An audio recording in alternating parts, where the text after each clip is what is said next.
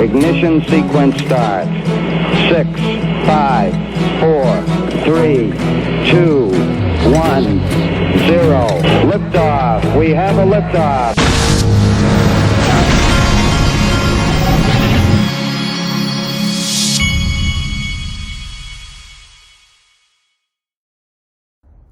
Hey everybody, this is the Digital Asset Investor, and my wife just made me take the trash out. I hate taking the trash out, just almost as much as I hate unloading the dishwasher. I think dishwasher's worse, but I just can't stand it. Also, I needed some help here because my dentist is having, I call him Dr. Al, my dentist, it's his birthday this week. He's a Jack Daniels man, and I was thinking about getting him a present, something similar to Jack Daniels. So if anybody out there knows of something that's really good that has a kind of a Jack Daniels taste to it, I'd like to get him something like that. So just let me know what to get Dr. Al. Okay. Wanted to start this off. We're going into tax season, so I have two sponsors, iTrustCapital and Crypto Tax Audit, Clinton Donnelly.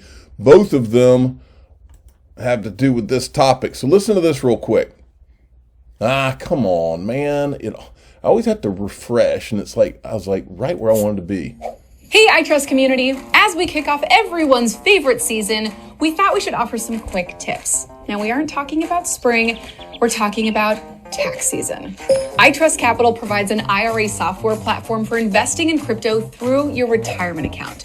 But how do these types of accounts factor into your yearly taxes? After all, we thought it was tax-free. Well, for clients with traditional IRAs who are not taking distributions, we have good news.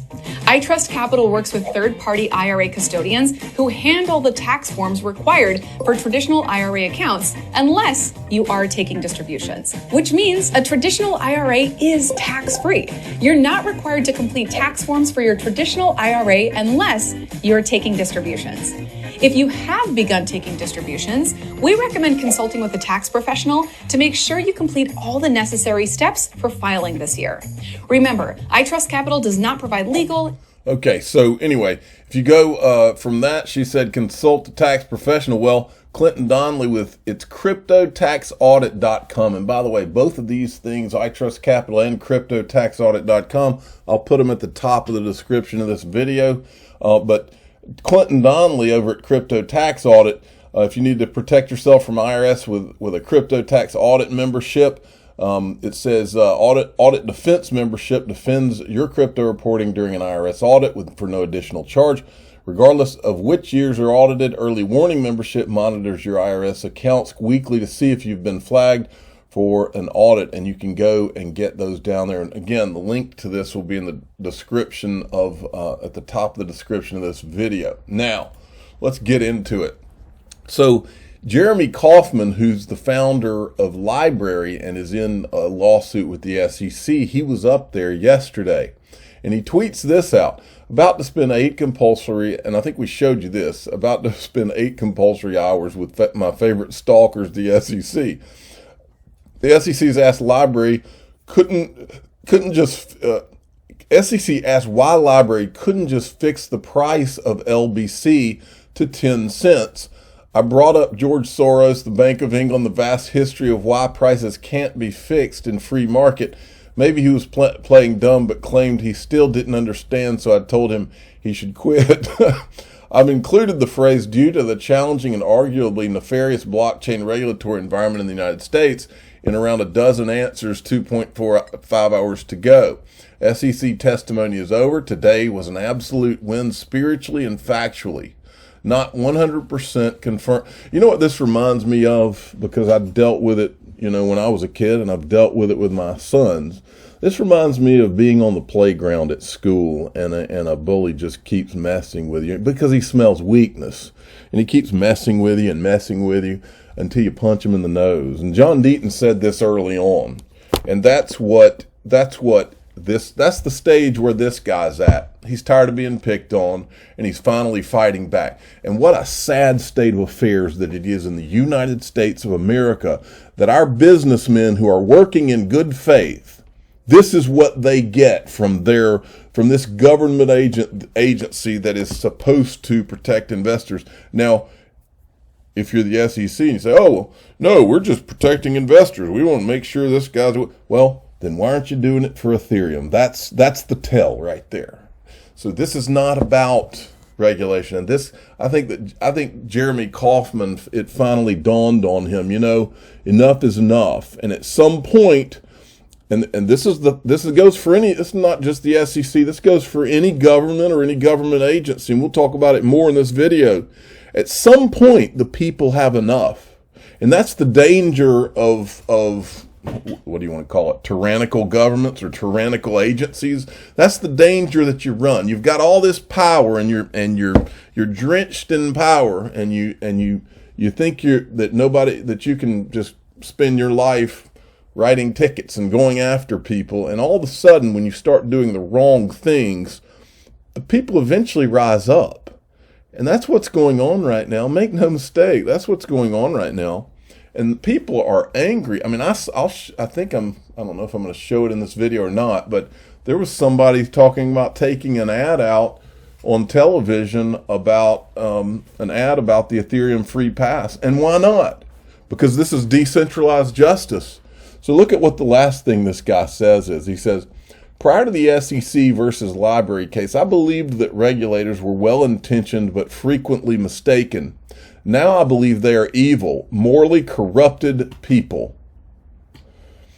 These are people that get up every morning, folks. This is the impression they're leaving with everyone. They get up every morning and they say, okay, how can I go and go after this business? Even if it's a business that's come in to talk to them and say, hey, tell me what I'm doing wrong. Don't come after me. Just tell me what I'm doing wrong and I'll change it. And they won't tell you what you're doing wrong because they want to be able to go after you. This doesn't end well for tyrants of these types. It doesn't. At some point, the people rise up. Now, I'm reading a text from someone. All right. Okay. Here we go. So John Deaton, we are not the securities. This is funny. So yesterday the SEC had a meeting where they were talking about climate rules, and apparently Hester Pierce actually did this. We are not, because they're trying to put some kind of climate standards in that are enforceable against corporations. This is another freaking control thing. Regardless of what you think about the climate, it has no place in corporations like this. This is ridiculous. This is a control thing. This is not good. Hester Pierce apparently disagrees with it. She says, we are not the Securities and Environment Commission. My statement is rather lengthy, so I'll turn my video off as I speak. By one estimate, doing so will reduce the carbon footprint of my presentation on this platform by 96%. The same people, remember, the same people that are all for this stuff are the Elizabeth Warrens who we've shown video of getting off a private jet. Okay, when she could fly, she could drive, or she could drive in her electric car, which I'm sure she has. Well, who knows? She's probably got an SUV, because they don't believe the things they want to impose on you and me. They just say they do. But she's getting off a private jet, but of course she's Miss Climate and all that, and she's Gary Gensler's buddy.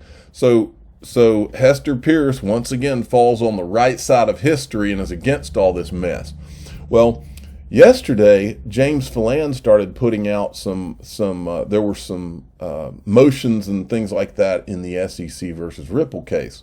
Jeremy Hogan spotted something. He says the SEC is requesting an extension, of course, but look at footnote number 2. Ripple is suggesting that initial summary judgment briefs may be filed by May. The SEC is, of course, saying that's too soon, but the end game is in sight. And I'm not going to read all that, but he kind of summarized it there. Then he weighs in on this.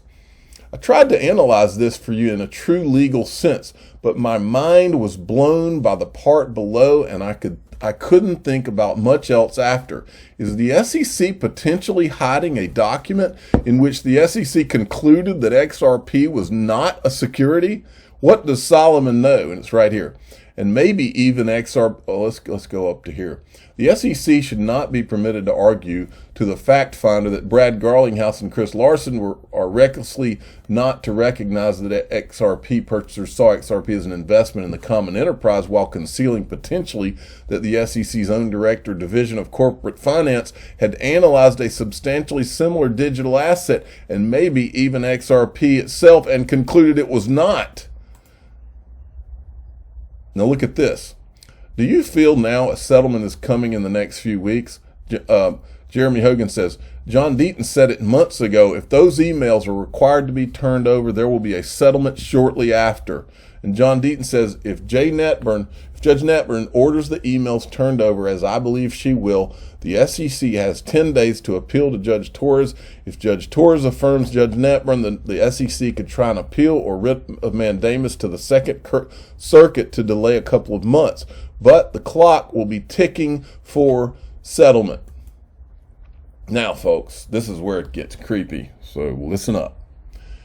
This is the President of the United States, Joe Biden, yesterday. And this does not sound like a president that's warning its citizens. It sounds like someone who is marketing a cyber attack to the people. But look, today my administration is issuing new warnings that based on evolving intelligence, Russia may be planning a cyber attack against us. As I said, the magnitude of Russia's cyber capacity is fairly consequential, and it's coming. The federal government is doing its part to get ready, but under U.S. law, as you all remember, the private sector, all of you, largely decides the protections that you will or will not take. But look, today Folks, I do not get into politics on this show, but I'm going to tell you something because it makes me sick. The same people that are now saying this, that Russia is going to do a cyber attack, the exact same people they said a similar thing about Russia not too long ago, and it's now been proven by the Justice Department to be false. This, my friends, is something you need to protect yourself. Get a Ledger Nano OS. It's going to be, I'm going to put it at the top of the description of this. I can't say it enough. The link will be there. Get one of these. We don't know what these people are doing and what they're up to and what they're capable of. I'm going to show you more of what I think they're capable of. This is what he also said. And we know this was planned a long time ago, folks. And look, I'm going to tell you before you watch this, I've known from day one, not from day one, but I've known for a while, digital currencies are going to be used for good or for evil. Communists could get a hold of digital currencies and use it for the worst kind of evil and to control you and me and everybody else. What we're hoping here, I always look back at Star Wars. I mean, look, in Star Wars, you had good and you had evil, and you had the rebel forces and you had the evil forces, and Darth Vader, and they're trying to build the Death Star. Well, this is no different, folks. With digital currency is, and quantum computing and some of this other stuff that's happening right now, AI. A lot of these things are more consequential than the creation of the nuclear bomb, folks. And good and evil are going to grab onto these things. And the way I see it is we hope that good is grabbing hold of this. There's a good chance evil is going to grab hold of this and try to win. If evil does, then I will teach my children that you're going to have to fight the fight. You're going to have to be like the rebel forces on Star Wars. And you're going to have to fight for good and freedom and those things. That's the one thing I think, especially in the United States of America, that's the one thing I think that some of these people that are evil are underestimating, is the people rising up, just like the SEC underestimated. And I would caution them to be careful which road they go down. Listen to this. You know, we are at an inflection point, I believe, in the world economy. Not just the world economy, in the world. It occurs every 3 or 4 generations. As one of the top military people said to me in a secure meeting the other day, 60 million people died between 1900 and 1946. And since then, we established a liberal world order, and that hadn't happened in a long while. A lot of people dying, but nowhere near the chaos. And now is the time when things are shifting. There's going to be a new world order out there. And we've got to lead it. And we've got to unite the rest of the free world in doing it. So anyway. Yeah, it better be a free world or there will be problems. Now, after you've watched that, okay, and I could play you clips of that's not the only president of the United States that's talking New World Order. Watch this. Well, shoot, I did it again. Let me hit the refresh. I've shown you this before, but you got to see it now in that context. I was having dinner with a friend not long ago in New York City. We would probably weaken the president. Wrong, right. Institutions. Some of them hold senior positions inside the IMF, World Bank, and every central bank in the G20, including our own Federal Reserve.